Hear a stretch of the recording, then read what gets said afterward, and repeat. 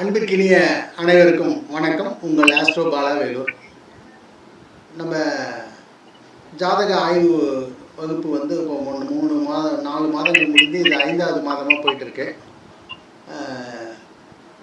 இல்லை சிறப்பாக போயிட்டுருக்கு. இன்னும் நிறைய பேர் கேட்டுட்ருக்காங்க. நிறைய பேருக்கு இன்னும் இதனுடைய ரூல்ஸ் அண்ட் ரெகுலேஷன் புரிய மாட்டுது, என்ன சொன்னாலும் புரியல. சரி, அதுக்கு தான் நம்ம நோட்டிஃபிகேஷன் கூட கொடுத்துருக்குறோம். ஒன்றும் இல்லை, இது வந்து ஒன்று என்ட்ரி வந்து 99 ருபீஸு. ஃபஸ்ட்டு வரங்க வந்து ஒரு முறை என்ட்ரி ஆகிடுங்க. ஒரு முறை என்ட்ரி ஆனால் தான் உங்களுக்கு வந்து இது புரியும். ஃபஸ்ட்டு பாயிண்ட்டு, நிறைய பேர் வந்து ஜாதகம் பார்க்குறதுக்காக இதுக்குள்ளே நுழையிறாங்க.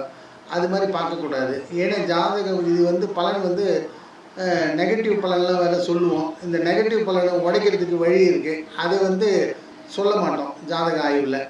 ஏன்னா அது உடைக்கிறதுக்கு வந்து கேட்குறவங்களை வச்சு தான் அது சொல்லணும். அது இல்லாமல் அந்த கஸ்டமர்ஸினுடைய முன்னாடி அவங்களுடைய நடை உடை பாவனை வைத்து தான் அதுக்கு வந்து அந்த பிரச்சனையை வந்து உடைக்கிறதுக்குரிய ஒரு வழிமுறையை சொல்ல முடியும். இப்போ சாதாரணமாக நம்ம அனலைசிங்கில் வந்து இதெல்லாம் வந்து அவ்வளோ கிளாரிட்டியாக தெரியாது. ஆனால் அனலைஸில் வந்து மைனஸ் எல்லாம் தெரிஞ்சிடும் பளிச்சுன்னு. அது கண்டுபிடிச்சிடலாம், ப்ளஸ் கண்டுபிடிச்சிடலாம், மைனஸ் கண்டுபிடிச்சிடலாம். ஆனால் இந்த மைனஸுக்கு வந்து ரெமெடி கொடுக்கணும் அப்படின்னா அது வந்து இண்டிவிஜுவலாக அவங்க வர நேரத்தையும் வச்சு தான் நம்ம முடிவு பண்ணணும். அது வந்து கோச்சாரமும் கொஞ்சம் கூட சேரும், அவங்களுடைய வந்த நேரமும் கொஞ்சம் சேரும்.